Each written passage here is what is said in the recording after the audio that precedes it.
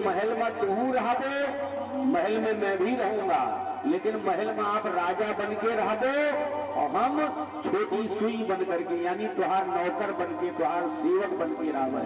गोस्वामी हुआ लिखत आया, देव धरनी धन सब तुहरे आए, देव धरनी धन धाम तुम्हारा, देव धरनी धन धाम तुम्हारा, देव धरनी धन धाम तुम्हारा, देव धरनी धन धाम तुम्हारा, देव धरनी धन धाम तुम्हारा, देव धरनी धन धाम तुम्हारा, धाम तुम्हारा।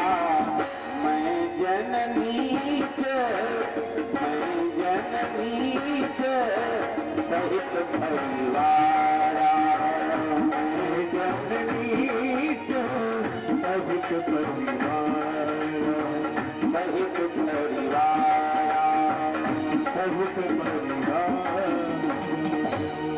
तो ये आत्मनिवेदन भक्ति इसके आचार्य बलि महाराज हुए हैं। जब ये नौधा भक्ति का वर्णन किया तो प्रहलाद जी के पिता हिरण्यकशिपु ने कहा, जल्लादों से कहा मार डालो, ये भले मेरा पुत्र है, शरीर में जब फोड़ा हो जाता है तो फोड़ा चिरवा दी जाता है, ये फोड़े के समान है, समाप्त कर दो उसको।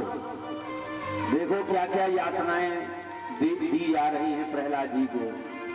प्रहलाद जी का चरित्र बहुत विशेष है। क्यों?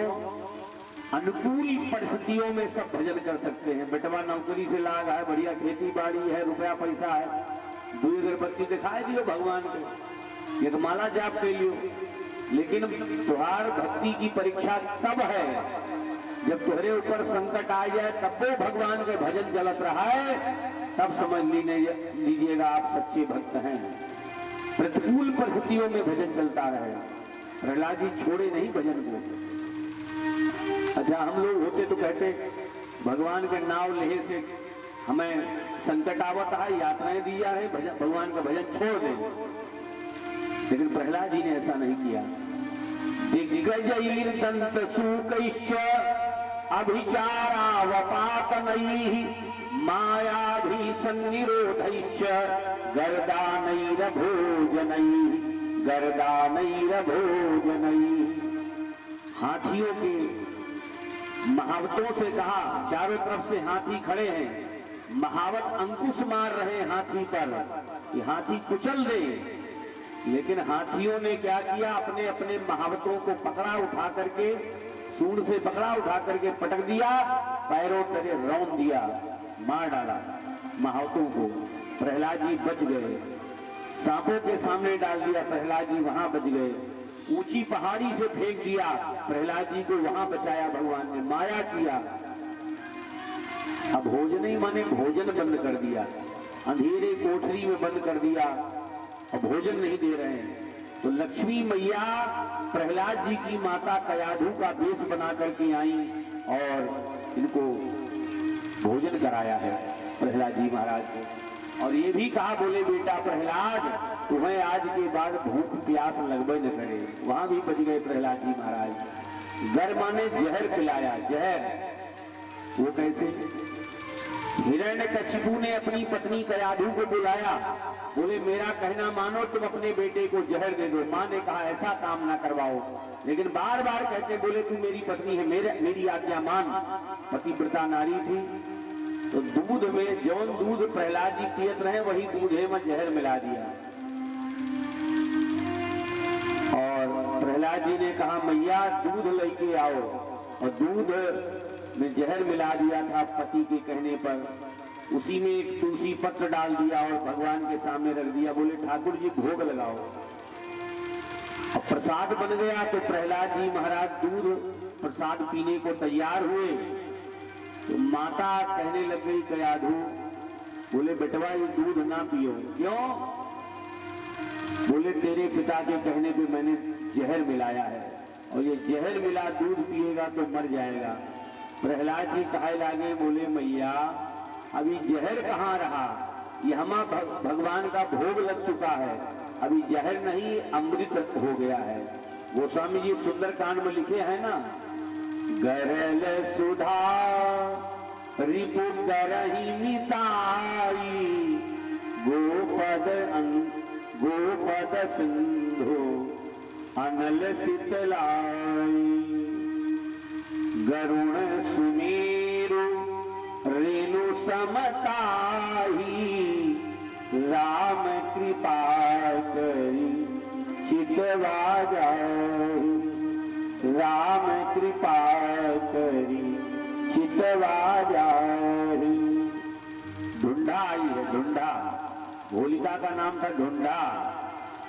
बोले भैया हमें लाओ, आग हमें जराए ना पाए। होलिका लेके बैठी ढूंढा, हृदय जर गई, हृदय जर गई, मर गई। प्रहलाद जी बच गए, अंगारों से खेल रहे हैं।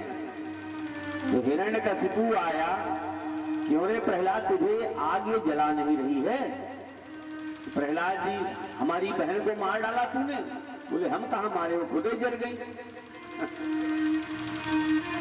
बोले तुझे अग्नि जलाती क्यों नहीं प्रहलाद?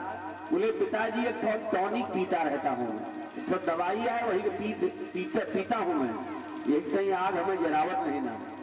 तो हिरण्यकशिपु ने कहा हम बताओ दवाई। बोले पिताजी पीबो? बोले हाँ। बोले राम नाम के दवाई आए, पीबो?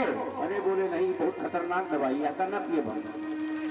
राम नाम जपताम कुते भयम, राम नाम जपे वाले का काहे का भय, सर्व ताप समनई के भेषजम, सभी दुखों की दवा है ये। पश्चात मम गात्र सन्निधो पावको की सलिलायते धुना। देखो हमारा शरीर कितना ठंडा है। हिरण्यकशिपु 10 कदम पीछे हट गए। बोले हमारे बहन का तो मारे डावा और महू बलावता है। बोले पिताजी तू आ जा, पीछे हट गए। हिरण्यकशिपु सभा में बुलाया, बैठा है सिंहासन पर। हिरण्यकशिपु ने कहा प्रहलाद अब तुझे परेशान नहीं करूंगा, यातनाएं नहीं दूंगा, तुम्हें जे बचावत है वहां से लड़बे। अच्छा उनसे लड़बो? बोले हाँ। बता कहां है तेरा भगवान जो तुझे बचा रहा है, तेरी रक्षा कर रहा है? पिताजी हम्मा तुम्मा सब जगह है, हम में तुम में खटक खम में घटघट व्यापक राम। तो हिरण्यकशिपु ने कहा तो दिखाए काहे नहीं दिया? बोले ऐसे नहीं दिखाई देगा, प्रेम भगत से लख पर सो समस्त सुख धाम। अच्छा तो ये बताइए पत्थर का खंभा है, ये हमारा तुम्हारा भगवान है? पिताजी यहूं तो हमारे भगवान बैठा है? बोले हाँ बैठा है हमारे भगवान। अब हिरण्यकशिपु ने सोचा जब यह दिखाता है तो भगवान यह जरूर बैठा हुई है, लाओ हुई पटका जाए अपन सिर। वहीं आया, भागवत में लिखा है होंठ फड़फड़ात है, शरीर कांपत है क्रोध के मारे, और जाके पत्थर का विशाल एक खंभा है और वहीं में क्रोध के मारे यहाँ भगवान यहाँ के अंदर आए तो जरूर बाहर निकली है। और जाकर के वहीं मुष्टिका प्रहार किया, और जैसे मुष्टिका प्रहार किया भगवान अम्बे को विलीन करते हुए प्रकट हो गए। बोलिए नृसिंह भगवान की जय, प्रहलाद जी महाराज की जय।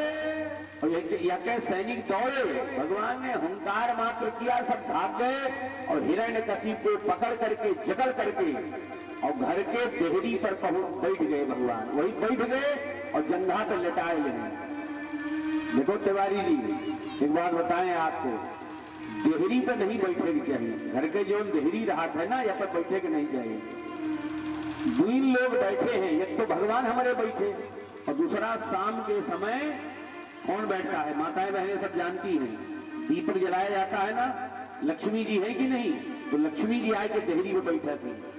और बहुत सी बहनों को देखा, माताओं को देखा है मैंने, वही देहरी पे बैठ के और पड़ोसन आए गए, वही गप्पा चालू हो जाए, वही देहरी बैठे बैठे परपंच चालू। उस पर मत बात किया कीजिए, बैठा ना कीजिए, अशुभ होता है, नहीं बैठना चाहिए।